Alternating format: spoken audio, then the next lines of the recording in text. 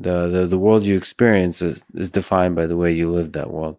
And that's really interesting. And then taken as a collective, we create the world together in that way.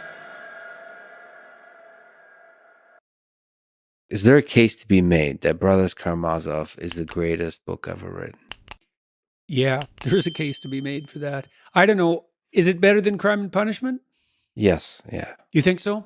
Why do you? I'm not arguing with it. Why do you think that? Well, every book is a person. Some of my best friends are inside that book. Yeah, it's an amazing book. There's no doubt about it. I think some books are defined by your personal relationship with them, and that one was definitive. And I almost graduated to that one because for the longest time, The Idiot was my favorite book of all.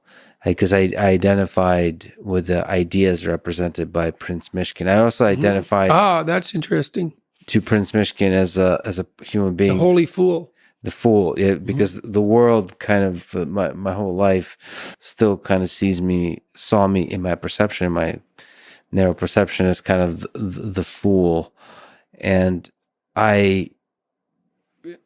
different from the interpretation that a lot of people take of this book, I see him as a kind of hero, to be definitely. to be a naive, quote unquote fool, but really just a naive optimist, and naive in the best possible way. I do believe that that's childlike. Yeah, childlike is a better. So naive is usually seen as that's childish, naive. Yeah, but childlike. That's why no one enters the kingdom of heaven unless they become like a child. That's Prince Mishkin. Dostoevsky knew that. So that's why you like The Idiot. That's so interesting. See, I think I like Crime and Punishment because, you identified with Mishkin. I think I identified more with Raskolnikov because I was tempted by a Luciferian intellect, in the manner that, in a manner very similar to the manner he was tempted. But I mean, I think you can make a case that The Brothers Karamazov is Dostoevsky's crowning achievement. Well, and that's something, man. He ruined literature for me. Because everything else just felt insipid afterwards. Yeah. Not everything. I found some books that, in my experience, hit that pinnacle. The Master and Margarita. That's a deadly book. I read that, I think, 4 times, and it's unbelievably deep. There's a Nikos Kazantzakis, a Greek writer. Mm-hmm. Some of his writing is amazing as well. Did you ever connect with the literary, like existentialist Camus, or people like Hermann Hesse, or even Kafka? Yeah. Did you ever connect with those to the same degree? Yeah, to the same enough to be an influence. You have to be deaf in some fundamental sense not to encounter a great dead friend and fail to learn. And I mean, I tried to separate the wheat from the chaff when I read. And I read all the great clinicians, all of them, perhaps not. Those who are foremost in the pantheon. And I tried to pull out what I could. And that was a lot. I learned a lot from Freud. I learned a lot from Rogers. And I learned a lot from Dostoevsky and Nietzsche. I'm going to do a course on Dostoevsky and Nietzsche for this Peterson Academy. This is coming up in January. Oh, that'll be them I'm together. Really looking forward to it. You're weaving... I hadn't thought about doing them together. Oh. That'd be fun. That's a good idea. Well, that'd be a good idea. There's an interesting... Steal that idea. No.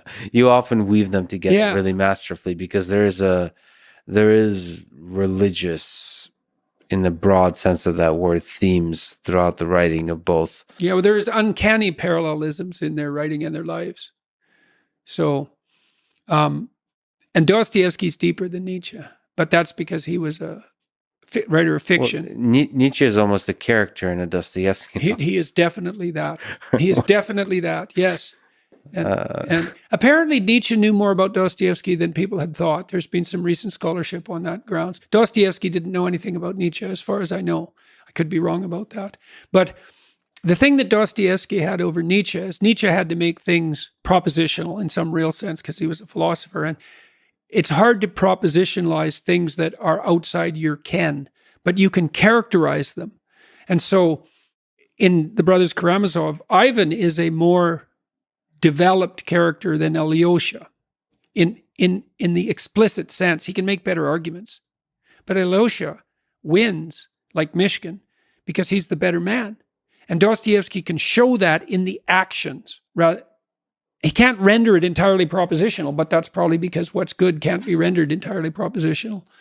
And so Dostoevsky had that edge over Nietzsche. He said, well, Ivan is this brilliant rationalist, atheist, materialist, and puts forward an argument on that front that's still unparalleled as far as I'm concerned, and overwhelms Alyosha, who cannot respond, but Alyosha is still the better man. So, which is very interesting, that... The funny thing about those two characters is you, Jordan Peterson, seem to be somebody that at least in part embodies both. Because you are one of the intellectuals of our time, rigorous in thought, but also are able to have that kind of, what would you describe? If you remove the religiosity of Alyosha, there's what's a good word? Love towards the world? Spirit of encouragement. Yes. Which one? Yeah, well, it's one of the things I did learn, perhaps, from looking into the abyss to the degree that I have had to, or was willing to, was that at some level you have to make a fundamental statement of faith. When God creates the world, after each day, he says he saw that it was good. You think, well, is it good? It's like, well, there's a tough question. Do you want to bring a child into a world such as this? Which is a fundamental question of whether or not it's good. It's an act of faith to declare that it's good, because the evidence is ambivalent. Yeah. And so then you think, okay, well, am I going to act as if it's good? And what would happen if I did? And maybe the answer to that is, I think this is the answer.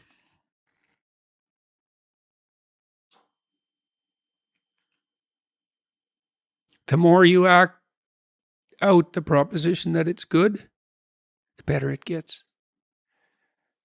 And so that's it. Dostoevsky said, this is something else.